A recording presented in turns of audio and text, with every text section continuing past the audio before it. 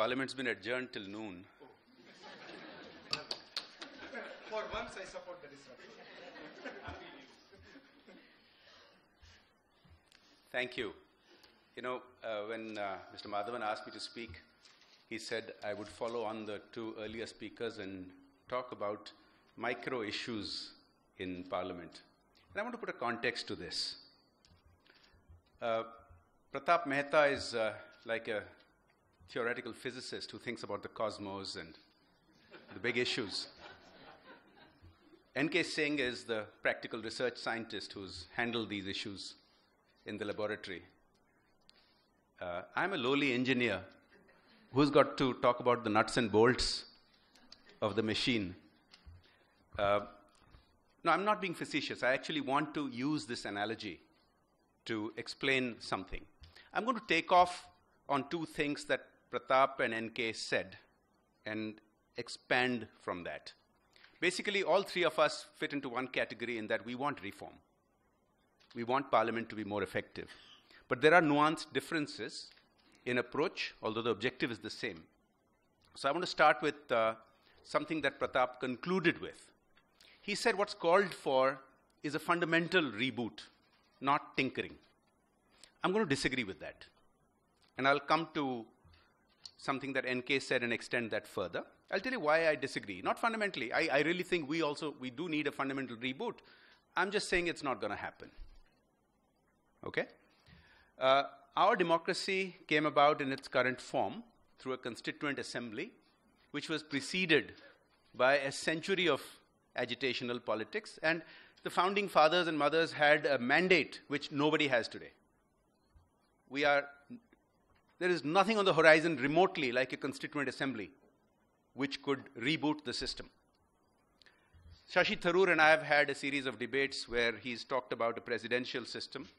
When I was new to Parliament a dozen years ago, I was very keen on a presidential system, but I realized very quickly that ain't going to happen in any time in the near future.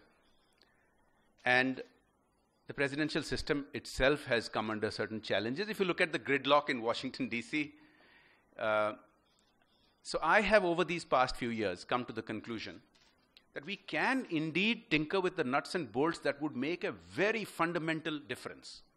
I want to cite to you the example. If you've read a book called Nudge by Richard Thaler and Cass Sunstein, it's on the subject of choice architecture. Just to give you a simple example, if you look at school cafeterias, depending on how the food is laid out, the kids will eat differently. You have the cookies up front, they'll eat more cookies. You put the cookies back, and nearer them, you have the fruit and the veggies. Same food, just different layout. And it has been proven in study after study that they do make healthier choices, depending on how the choices are laid out for them. And if you haven't read that book, I suggest please do read it. It's quite a paradigm-shifting way of looking at things.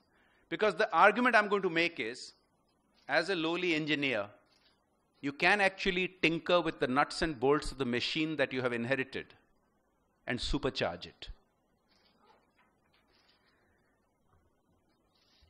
What is essentially the issue with our Parliament's functioning as already spelled out by Pratap and NK, which I agree with, as I told you?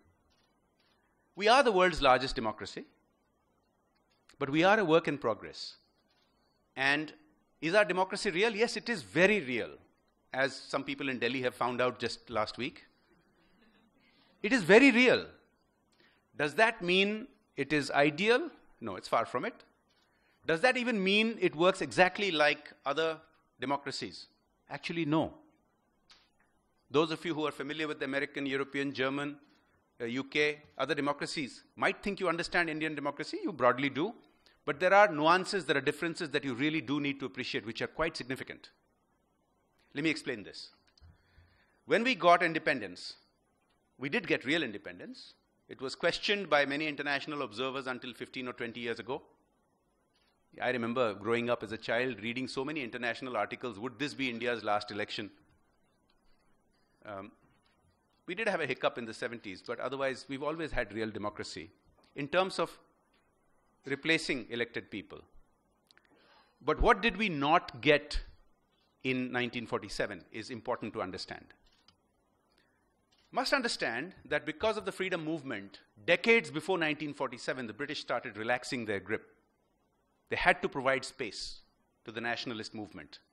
So 28 years before 1947, 3 decades before, in a series of, it was the last of the Government of India Acts. We had a series of them over the previous 2 or 3 decades, culminating in 1919, 28 years before 1947. And that Government of India Act provided us a proto-parliament, which provided our founding fathers like Nehru, at that time Jinnah and others, a space. That parliament was elected by a tiny sliver of the elite. 5 million people were eligible to vote out of about 300 million population. Yes, it had a platform to articulate our angst, our freedom movement. What it did not have the power to do, unlike what you can see in an American Congress or even the British Parliament, is to truly challenge the Viceroy. The architecture of the engine, of the machine, was designed that the ultimate power rested with the Viceroy. I'll explain to you how that works. And most of that has continued till date, which is what we need to tinker with. We don't need a fundamental reboot. Just tinkering a few things would have a huge impact. So, when you have a structure where, whether you are an elected MP of the treasury benches or of the opposition, you are essentially the king's party or the viceroy's party. You don't need to have independent thought. What does that mean? You don't need research support. You don't need PRS. Ultimately, final decisions are decided at Viceroy's house.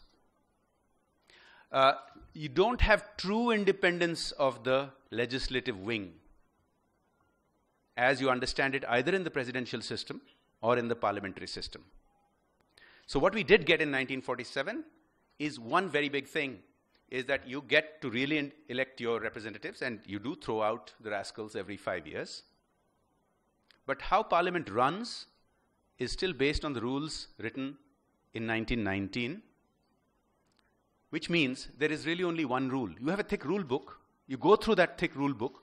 There is one rule. It distills down to that. The one rule is you can try to throw the government out. Like today, there is a move by 6 MPs for a no confidence motion against the government. Some of us are joining that. There doesn't seem to be enough numbers as of date. This is the urgency that Madhavan was talking about. I may be pulled out to Parliament. You can. So this is the nuclear option. You do have the nuclear option of trying to throw the government out. You do not have any other option. You do not have the option of trying to discuss something of importance. Let me explain how. Virtually every rule in our parliament is dependent on consensus. The actual wording is, it is left to the speaker's discretion, and the subtext, the sub-wording is that the speaker shall consult all the parties and take a decision. Consensus. What does that mean? When you have 40 parties in parliament, everybody has a veto. So, simple thing, what is to be on the agenda today? No rule. 40 parties have to agree. And if whatever is agreed to be discussed, shall it be a plain vanilla discussion or shall it end in a vote? No rule. 40 parties have to agree. Everybody has a veto. So when you look at parliamentary disruption, you think it's only opposition doing it? Dig into the roots of it. You'll find 2/3 of the time it is government doing it. Government has a veto. If government is sensitive about something, doesn't want to discuss, they veto it. This is not apparent to the public, not apparent on television. There is something called a Business Advisory Committee, which meets every morning and advises the speaker. Unless there is consensus in that, the speaker cannot introduce the subject for discussion. How is this different from the UK or the US? In the UK, if 40 MPs decide that we want to discuss inflation this week on Thursday, that's all you need, 40 MPs to sign on, and it must be discussed. We don't have that option. Out of 543 MPs in the Lok Sabha, 272 minimum required for government to be in place. You could have 150 or 200 MPs scream their lungs out that we want to discuss inflation because my constituents are really angry. Sorry.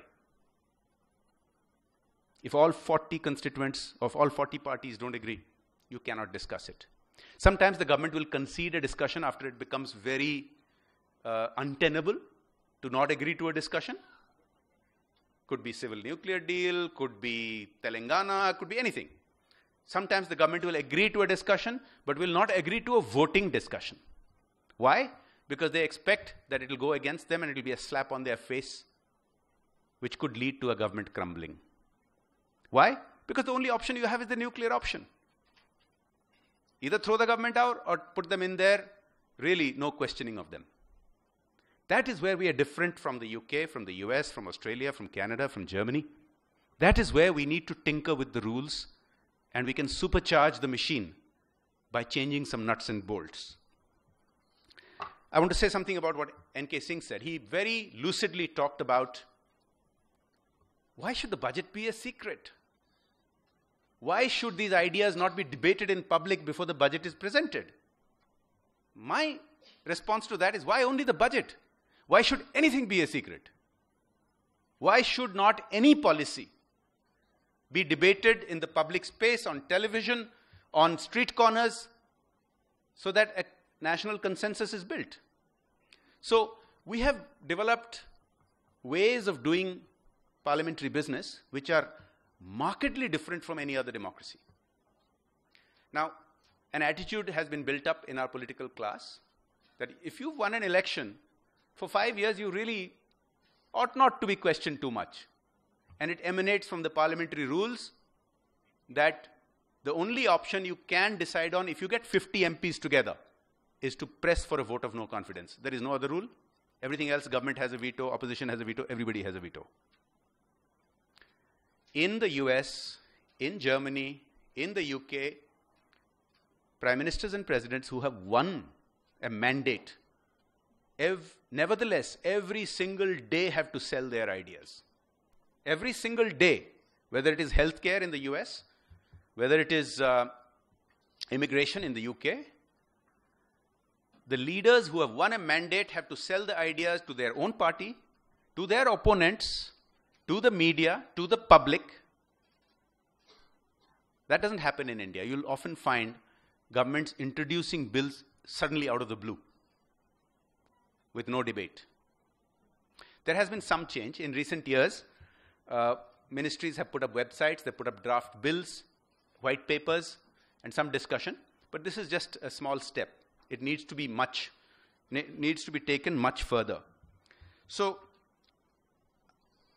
I want to now start concluding. I'll take 4 or 5 minutes more to conclude. I've worked a lot doing some research.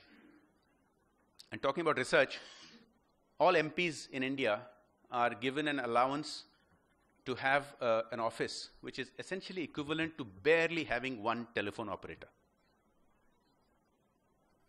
When we visit our counterparts in the US and the UK, you'll see they have full teams of people who do research, people who handle constituents, people who handle other responsibilities. And organizations like PRS are beginning to fill that gap. But we need to provide that from parliamentary resources as well. As I said, if you are a King's party, the Viceroy's party, either government or opposition, you don't really need research support because ultimately what are you going to do? Decisions are going to be taken for you up on the hill. But if you want to stand up as an independent legislature which doesn't always support the government, you do need research assistance. So let me talk about some of the tweaks. I call them tweaks. And I've come up with a couple of dozen of them, but I think 5 or so of them are really important, which I think would have a humongous effect in changing the choice architecture of the system. One of the things we can do, for instance, is make the nuclear option less frivolous. For moving a no confidence motion, today 50 MPs are able to move it. Why? Make it 150 MPs. Because in any case, you need 272 to overthrow a government. So if you're really serious, you should be able to get 150 MPs to at least sign a petition saying, don't make it frivolous, let's make it, so that makes the government more stable. Also, we should adopt a German system of no confidence, which is actually an alternate vote of confidence. Today what happens, when a vote of no confidence is moved, very often, half a dozen people who fancy themselves as potential prime ministers are quite kicked about it. They don't mind playing along, fishing in muddy waters. Because if there is instability, it could mean an opportunity for them. But the German option is, if you vote a no confidence in, say, Dr. Manmohan Singh, you simultaneously vote a confidence in somebody else. Let's say Mr. N.K. Singh. Now, N.K. Singh has a certain credibility and might actually attract a lot of people saying, great idea, he'd be better than Dr. Singh. But some people would say, hey, you know, I'd rather Dr. Singh continue if I'm not going to get a shot, which would mean more stability for the system. But while assuring the government more stability, you have to make it possible for the government to be open to attack on many routine issues. What does that mean? The government should not have a veto in deciding what gets discussed or not. Like the UK, I think we should say, they have 40 MPs, I think we should say 50 MPs sign on to an agenda item. Let's say 50 MPs want to discuss Telangana. It must be discussed. No veto to any party. No discretion to the speaker. We could do something else also. The UK has 20 days in each session, which is given to the opposition to decide the agenda. We could do that.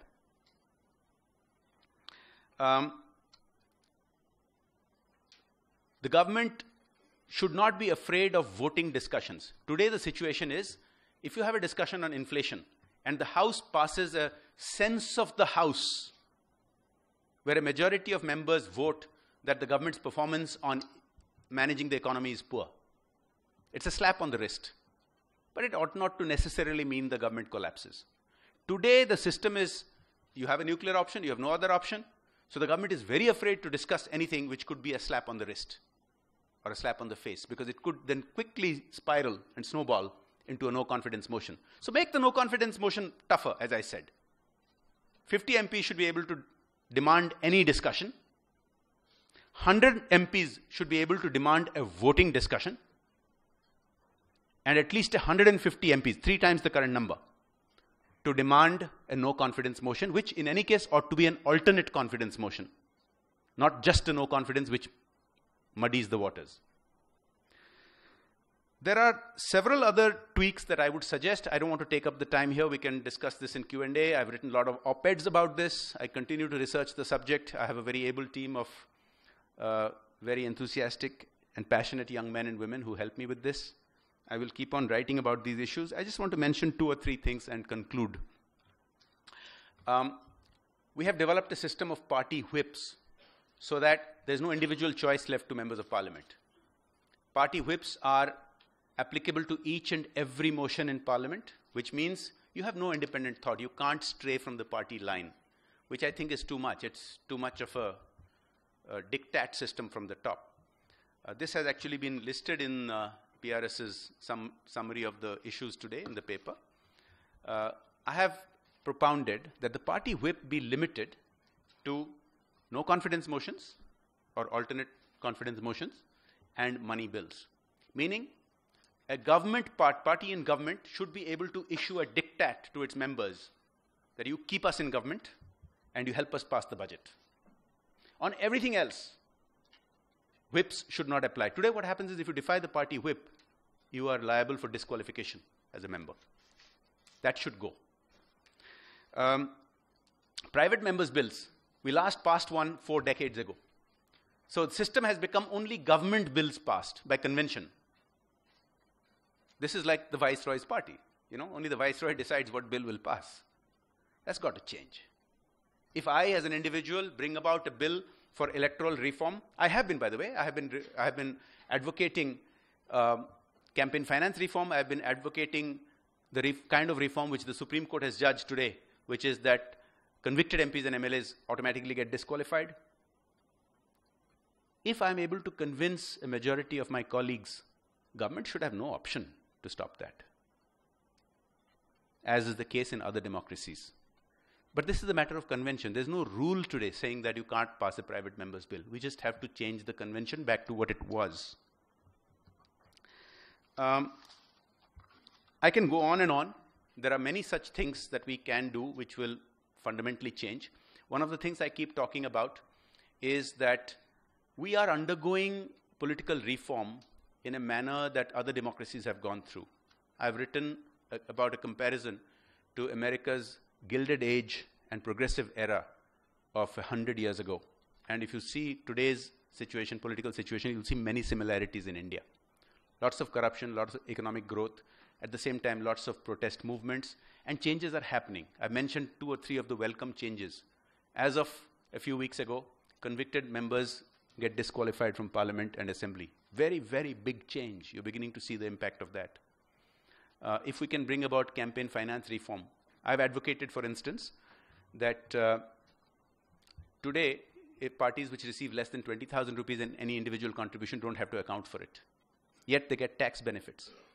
I've said that, like other democracies, political funds ought to be audited and put up in the public arena, and they should only get tax exemption if they account for all the money that they receive.